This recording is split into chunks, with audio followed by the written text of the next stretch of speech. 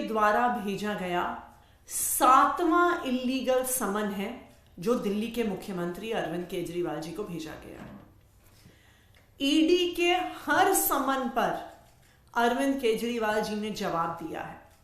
ED के हर समन पर हमने लीगल सवाल उठाए हैं कि किस आधार पर यह समन भेजा जा रहा है। आज तक एक भी हमारे सवाल का ईडी द्वारा जवाब नहीं दिया गया। फिर ईडी ने क्या किया? नॉन अपीयरेंस ऑन समन्स पर ईडी खुद दिल्ली के मुख्यमंत्री अरविंद केजरीवाल जी को कोर्ट लेके गई। तो जब कोर्ट इस मुद्दे को सुन रहा है कि क्या यह समन लीगल है कि नहीं, क्या अरविंद केजरीवाल जी को ईडी के सामने पेश होना जरूरी है कि नहीं, जब ईडी खुद इस मामले को कोर्ट लेके गई है तो वो फिर कोर्ट के फैसले का इंतजार क्यों नहीं कर रही? अगर कोर्ट मामले को सुन रहा है तो ईडी इंतजार क्यों नहीं कर सकती? इसलिए नहीं कर सकती क्योंकि यह कोई कानूनी प्रक्रिया नहीं है, यह कोई जांच भी नहीं है। यह सिर्फ आम आदमी पार्टी को और अरविंद केजरीवाल जी को धमकाने का तरीका है, डराने का तरीका है। जब से चंडीगढ़ के मेयर इलेक्शन पर सुप्रीम कोर्ट का फैसला आया तो हमें हर जगह से खबर आने लग गई कि अब ईडी समन करने वाली है, अब ईडी अरेस्ट करने वाली है, अब सीबीआई समन करने वाली है, सीबीआई अरेस्ट करने वाली है, क्योंकि चंडीगढ़ में आम आदमी पार्टी का जीत का बदला, चंडीगढ़ में जो सुप्रीम कोर्ट ने जिस तरह लोकतंत्र को अपहोल्ड किया है उसका बदला भारतीय जनता पार्टी को लेना है।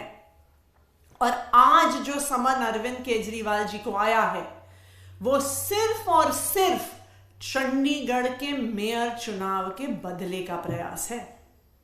क्योंकि अगर ये लीगल मामला होता, अगर ये इन्वेस्टिगेशन का मामला होता तो फिर ईडी कोर्ट के फैसले का इंतजार करती।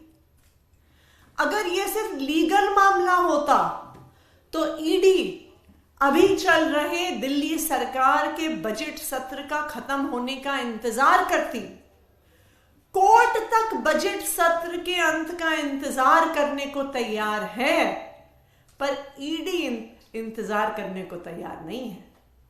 यह साफ दिखाता है कि जो समन्स अरविंद केजरीवाल जी को भेजे गए हैं उनका जांच से कोई लेना देना नहीं है।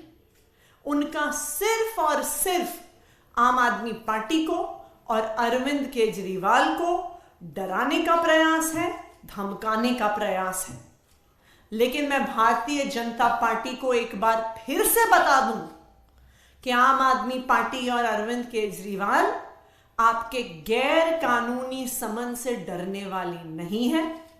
हम डटकर चाहे चंडीगढ़ के मेयर चुनाव से देश के संसद के चुनाव तक, जहां जहां पर भारतीय जनता पार्टी लोकतंत्र को कमजोर करने की कोशिश करेगी, देश के संविधान को कमजोर करने की कोशिश करेगी, तो चाहे वो चंडीगढ़ का मेयर का चुनाव हो, चाहे वो देश के संसद का चुनाव हो, हम भारतीय जनता पार्टी का डटकर मुकाबला करेंगे और भारतीय जनता पार्टी को लोकतांत्रिक तरीके से हरा के रहेंगे। Thank you. कांग्रेस और आम आदमी पार्टी के बीच अलायंस ऑलमोस्ट फाइनल हो गया है। अभी बातचीत चल रही है, हमें उम्मीद है कि जल्दी क्लोज होगी। मैम रिटर्न इसका आप लोग जवाब भी देंगे? हाँ बिल्कुल देंगे।